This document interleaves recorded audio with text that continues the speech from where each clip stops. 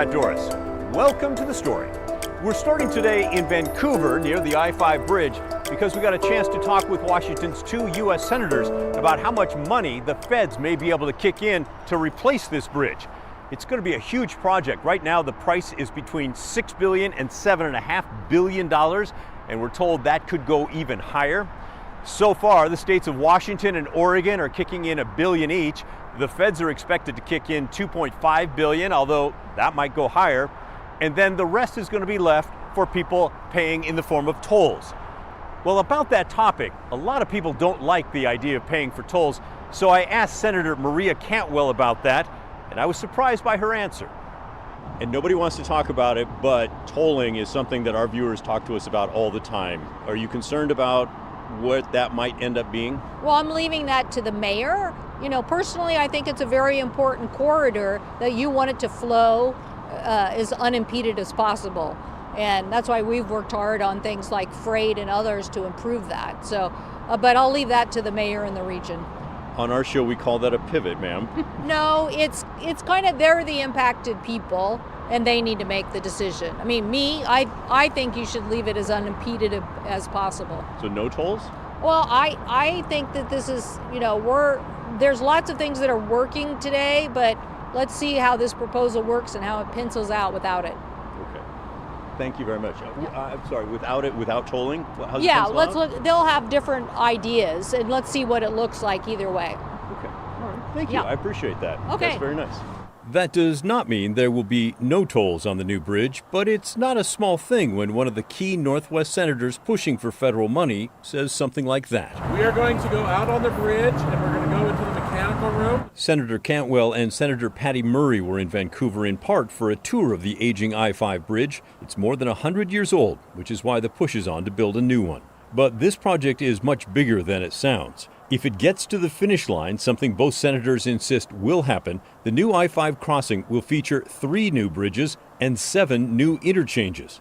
Interchanges are those on and off ramps connecting to the interstate. The 3 bridges will be one northbound across the Columbia River, one southbound across the Columbia River, and then a new bridge from the Oregon mainland to Hayden Island. Touring the bridge is a real adventure. It's hard to tell you exactly what it's like walking on the catwalk next to vehicles going 60 miles an hour and more, separated only by a cement wall, but it definitely gets your attention. I joined the tour as we went up into that mechanical room. It's the place where the motors sit that raise and lower the bridge when something tall needs to pass underneath. The steel floor beneath our feet shook almost constantly as cars and trucks drove across the bridge. I asked Mark Gross, the bridge manager, how the vibration and shaking affected the steel in the bridge. The steel handles it just fine. The electronics don't like the vibration. But the steel, you want to feel vibration with steel because the bridge needs to be flexible. And it's designed to be flexible. Later, he showed us the grease, which is used to coat the massive steel cables that raise and lower the bridge. The cables are a total of 6.5 miles long, and he said it cost $40,000 a year just to get this specialized grease. Later, Senator Patty Murray sounded confident that the federal government would pay up for the new bridge. I can just tell you from the federal side that we're going to do everything we can to try and meet the estimate of what we need. I mean, I go back to what I just said. When Senator Hatfield and I first started this, I think it was estimated at $2 billion. And look what time has done to us. So, yes, prices have increased, inflation has increased. This project is not going to get any cheaper, and that bridge is not going to get any safer. So we're going to do everything we can to make sure we meet the goals that we can. Senator Cantwell was even more direct. She said there are billions of dollars still available in a federal mega projects fund that she played a key role in creating back in 2021. It's to help build things that will help the economy of entire regions. So I would just say that the $600 million out of basically $5 billion shows that the federal government was committed. Yes. And so they're in now. They're in. And so once they're in, they're going to want to see it done. So out of the $12 billion that we put into the bridge program, about a few billion, I think we still have about $9.5 billion left in that. So I think that the region, as long as we answer these questions about how we're going to decrease the commuting time, which is true, and it's a huge value. How we're going to move freight, which is a huge value. How we're going to make this corridor that goes all the way from Canada down to Mexico more efficient for our whole country. My sense is they're going to say yes to the bridge program. By the way, there's another big chunk of money the bridge leaders are waiting for. It's expected to come from that mega projects fund. Today we heard that we won't know if it's coming until sometime this summer. In the meantime, work is continuing. If you drive across the bridge, you'll see that barge that was in one of the last shots there anchored nearby. Well, it's drilling core samples from the bottom of the river to see how deep steel beams will have to go to hit bedrock. Those beams will then support the new bridge. Finally, we want to hear from you. What do you think about all this? What do you think about the cost? What do you think about the tolls? What do you think about, well, whatever you're thinking about? Send us an email, will you? Let us know. Communicate with us. The address is thestory@kgw.com, or call and leave a voicemail. The number is 503-226-5090. We really do love your input. It's one of the things that really makes this show unique in the country. Keep it coming. You help make our show better. Now let's get some of your thoughts from our big story last night. We talked about Portland's new government structure that's fast approaching.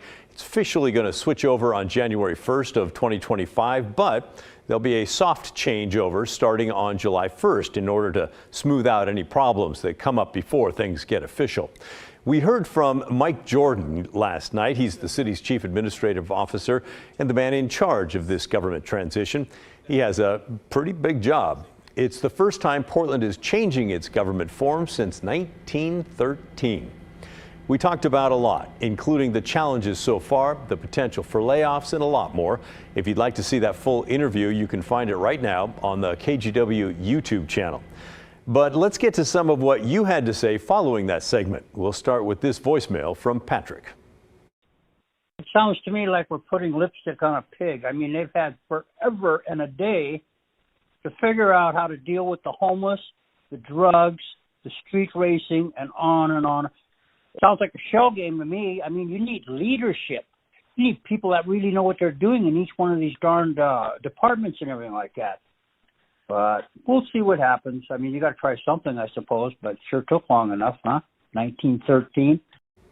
Thanks for your comment. Susan wrote to us, "What will we have in 1 year that isn't going to be any better, in my opinion? I support having a city manager. I support removing council members from their fiefdoms. I support district representation. I do not support the cost of the expanded council nor the ranked choice voting, which many of the people who are otherwise well informed don't even understand. I think this is going to be an expensive mess."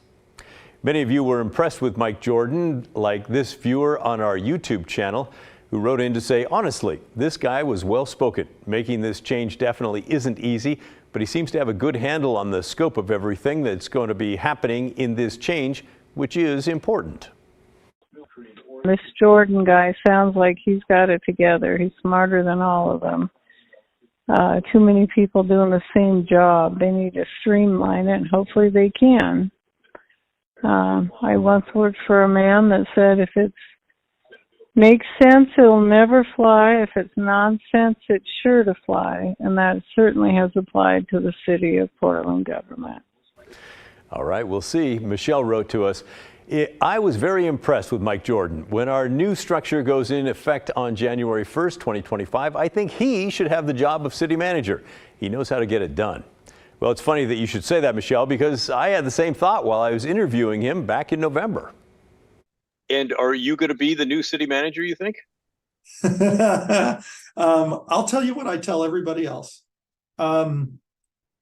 This will be the most important hire that a mayor has ever made in this city. And for that person, whoever it is, to be successful, I would recommend that it's a nationwide search. I would recommend you do a big outreach to the community to build the successful candidate profile. You need to let every stakeholder inside the city and outside the city feel like they've got their fingerprints on this process. That will put whoever you hire in the best position possible to be successful, because it will be a really hard job. And this first mayor and first city administrator will set the culture for how the executive branch works, probably for cycles and cycles to come. And, this is maybe a little younger person's game than me. And I'd be happy to hang around and help advise and try to help them, coach them through what will be a really challenging first couple of years. But to be the city administrator, I think they need to really go through that and get the very best person nationwide they can get. So there you go. He later told me, by the way, I'm a little too old for auditioning, so yeah, very likely not going to happen. And let's end on this comment from a viewer named Tim on our YouTube channel. I feel like if city leaders watched The Story with Pat Dooris, we'd all be in a better spot. Hey, thanks, Tim. Check's in the mail. Be sure to tell your friends about us, will you? We'd love to have more folks watching.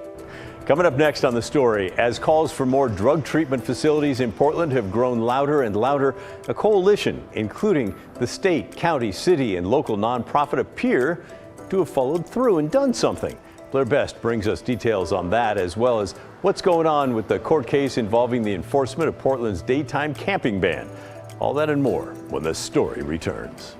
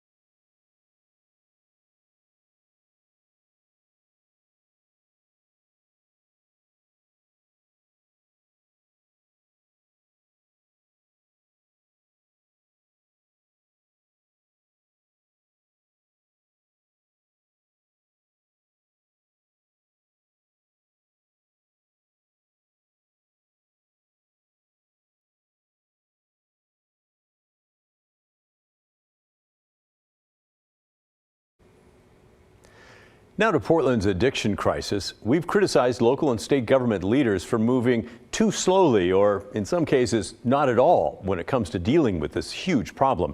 So we wanted to be sure to bring you an update in which it looks like leaders are actually moving quite fast on a big project. Governor Kotek's office announced a new treatment facility, likely with 70 beds, will be opening in Portland's Central City. It's something that's sorely needed. That is good news indeed.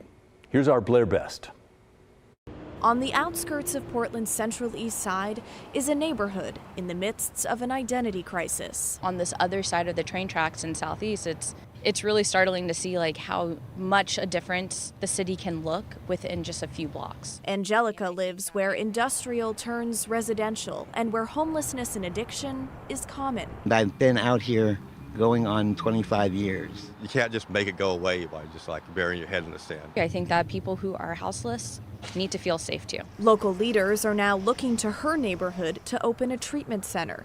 Together, the state, city, county, and Central City Concern, a Portland-based nonprofit, are working to purchase a building there to provide 70 treatment beds and temporary housing for people experiencing substance use disorders.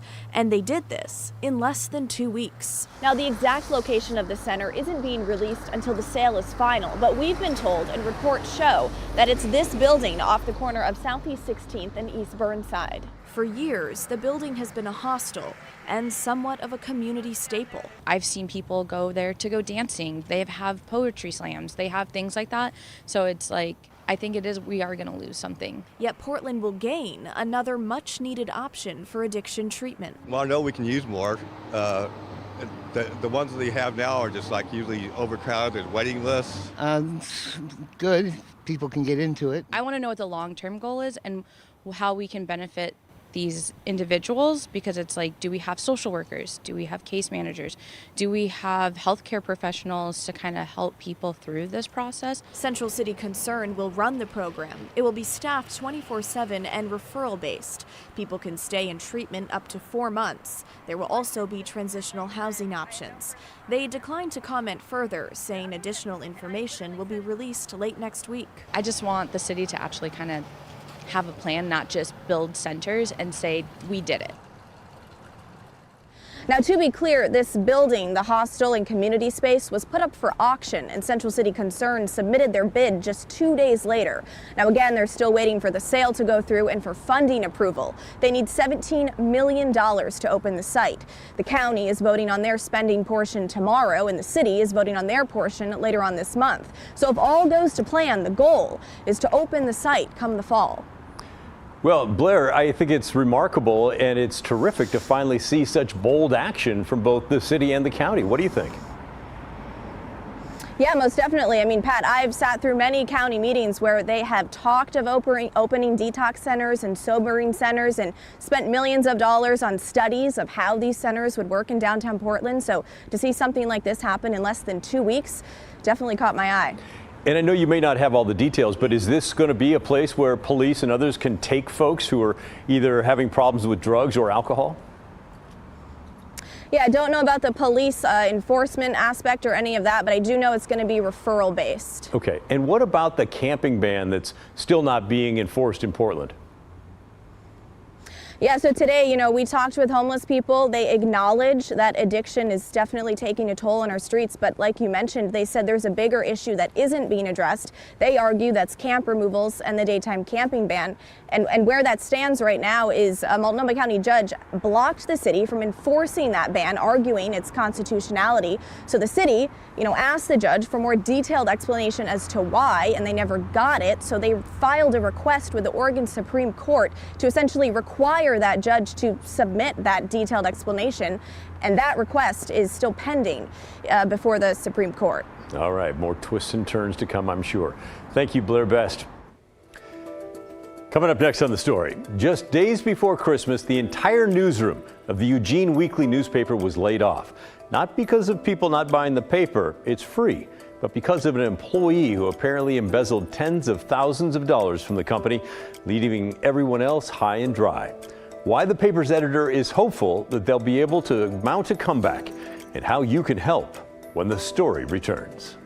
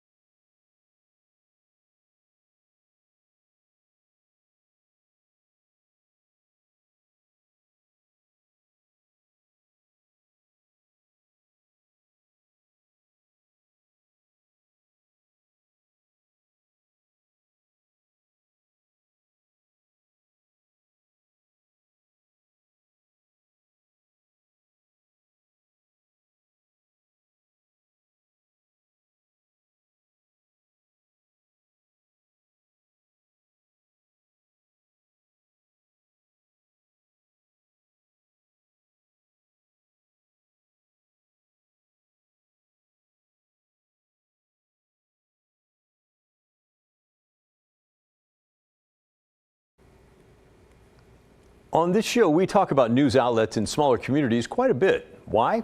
Because they're important and because they're disappearing. Such is the case for a paper called the Eugene Weekly. Yes, it's based out of Eugene. They are in trouble, but they're fighting to make a comeback because the closure is not like others.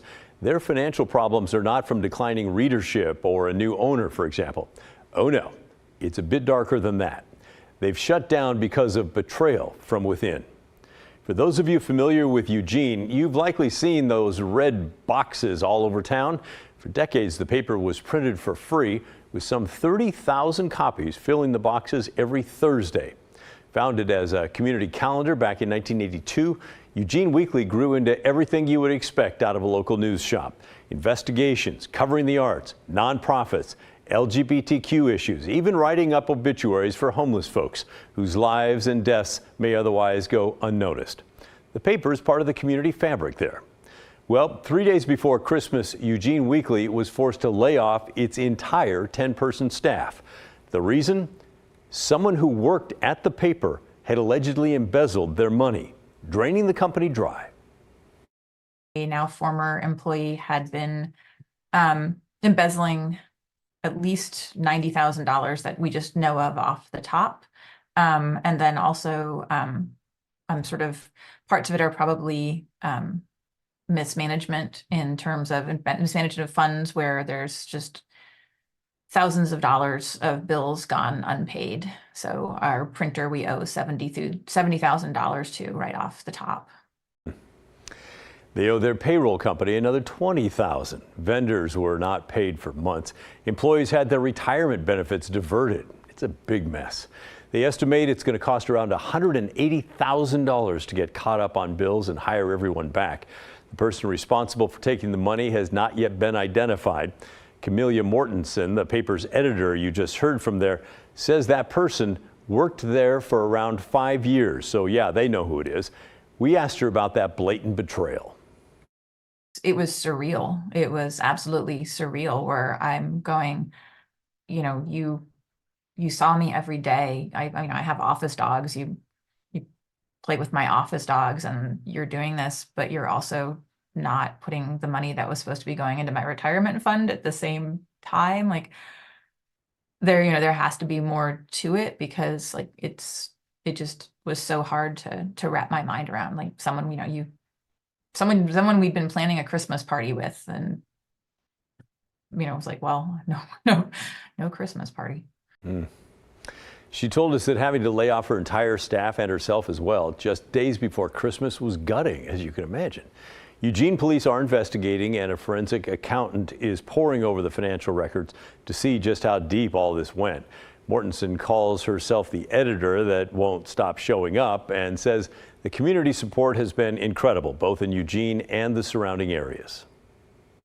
There's a small bookstore down in Cottage Grove, rural town that's south of us that carries us. And the owner of the bookstore drove up and she told me, so she both brought a contribution to us as well as chocolates, which was incredibly sweet. And she told me that all day long people had been coming into the book mine and asking for the paper. And she said they were crying when she told them what had happened and that we may not be able to print again.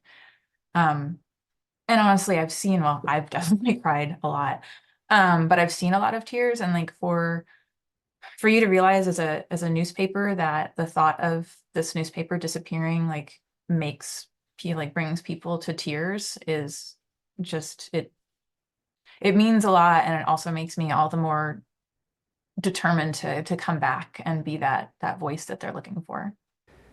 And that's where you can help out. Remember, they need around $180,000 to get everyone hired again and get the paper back up and running.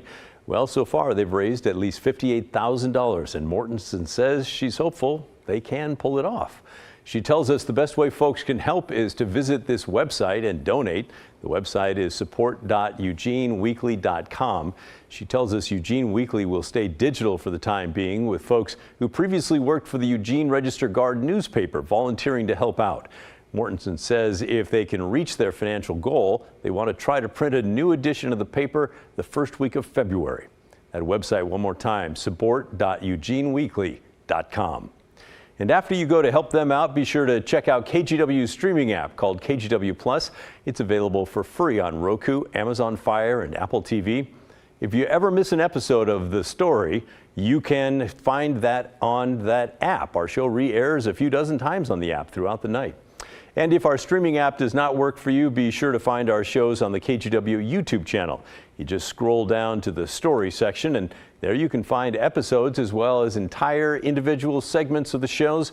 If you find a segment that you like, or maybe one that makes you mad, go ahead and share it with your friends, will you? Tell them about us right here on The Story. Well, that's the end of our show. Thanks so much for watching. And remember, the story, our collective story, that never ends. Stick around now for the good stuff, which is coming up next, and I'll see you right back here tomorrow night at 6:30.